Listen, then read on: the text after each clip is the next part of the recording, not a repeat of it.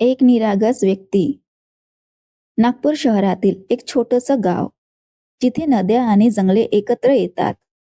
रामचा जन्म 1980 च्या दशकात झाला, जेव्हा भारत स्वतंत्र झाल्याच्या काही दशकानंतरही ग्रामीण भागात गरिबी आणि संघर्षाचे वातावरण होते.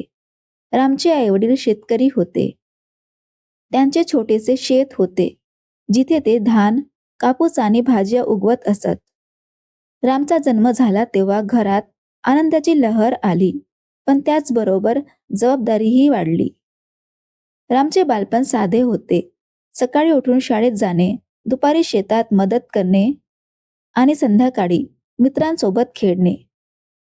शाळा गावाच्या मध्यभागी होती, जिथे एकच शिक्षक सर्व वर्गांना शिकवत असे. रामला अभ्यास आवडत होता, विशेषतः इतिहास आणि विज्ञान. त्याला वाटायचे की जग खूप मोठे आहे आणि त्यात खूप काही शिकण्यासारखे आहे. पण घरची परिस्थिती अशी नव्हती की त्याला उच्च शिक्षण मिळेल. त्याचे वडील म्हणायचे, बेटा शेतात काम कर, तेच तुझं भविष्य आहे. रामचे आई वडील कष्टाळू होते. आई सकाळी उठून घरकाम करायची, शेतात मदत करायची आणि रात्री रामला गोष्टी सांगायची. त्या गोष्टी रामच्या मनात घर करून बसल्या. रामला वाटायचे की एक दिवस तो मोठा होऊन आपल्या आईवडिलांना चांगलं जीवन देईल. पण जीवनात अडचणी येतातच. जेव्हा राम 10 वर्षाचा होता, तेव्हा एक मोठा दुष्काळ पडला. शेत सुकले, पिके नष्ट झाली आणि घरात अन्नाची कमतरता झाली. रामला शाळा सोडावी लागली आणि पूर्ण वेळ शेतात काम करावे लागले. त्या काळात रामने खूप कष्ट केले. सकाळी उठून पाणी आणणे, जनावरांना चारणे, शेतात खुरपणी करणे. त्याचे हात कठोर झाले, पण मनात आशा कायम राहिली. एक दिवस गावात एक व्यापारी आला, जो शहरातून आला होता आणि गावकऱ्यांना कामाच्या संधी सांगत होता. रामने ऐकले की शहरात कारखाने आहेत, जिथे चांगले पैसे मिळतात. त्याने ठरवले की तो शहरात जाईल. वयाच्या 15व्या वर्षी रामू नागपूर शहरात आला. शहराची चकाचक आणि गर्दी त्याला नवीन वाटली. रस्त्यावर गाड्या, दुकाने, लोकांची गर्दी पाहून त्याला नवलच वाटायचं.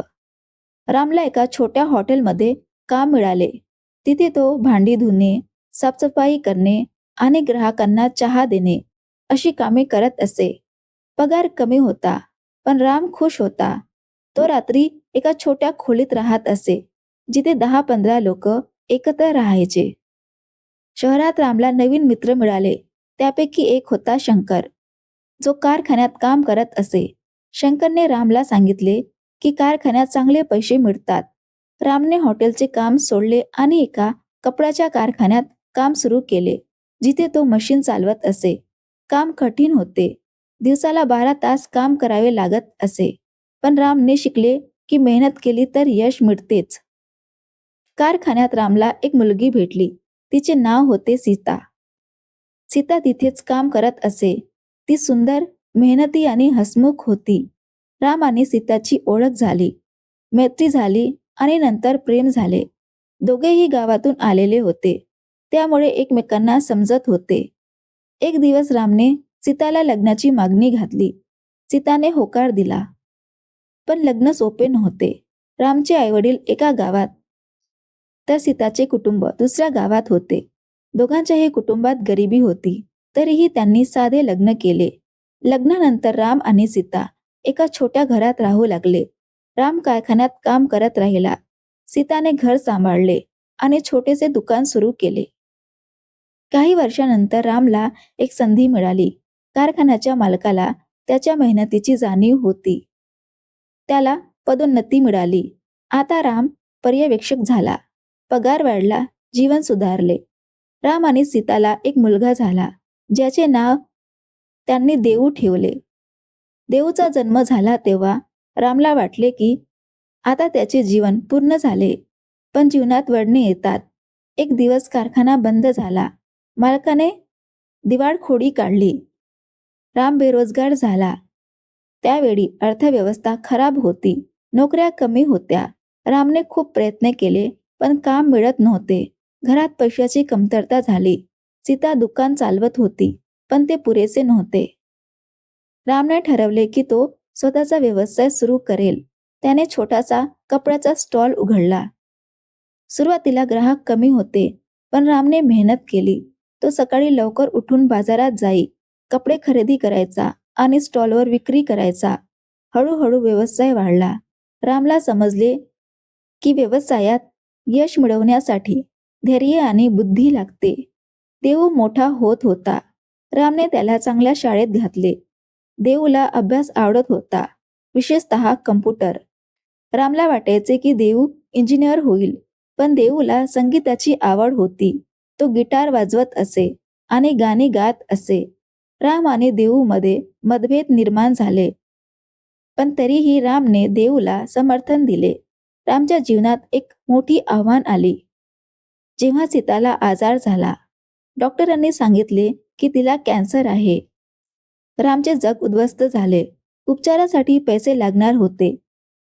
रामने स्टॉल विकला, कर्ज काढले आणि सीताचा उपचार सुरू केला. सीता खूप धैर्यवान होती. ती म्हणायची, राम मी ठीक होईल, तू काळजी करू नकोस. उपचार चालू होते, पण सीताची तब्येत बिघडत होती. राम दिवस रात्र हॉस्पिटलमध्ये राहायचा. देऊ शाळेत जाई आणि घरी येऊन आईची काळजी घेई. आणि एक दिवस सीता शांतपणे निघून गेली. राम एकटा पडला. जीवन निरर्थक वाटू लागले, पण देऊसाठी रामने स्वतःला सावरले. सीताच्या मृत्यूनंतर रामने नव्याने सुरुवात केली. त्याने एक छोटी कंपनी सुरू केली, जिथे तो कपडे तयार करत असे. कंपनी वाढली, कर्मचारी वाढले.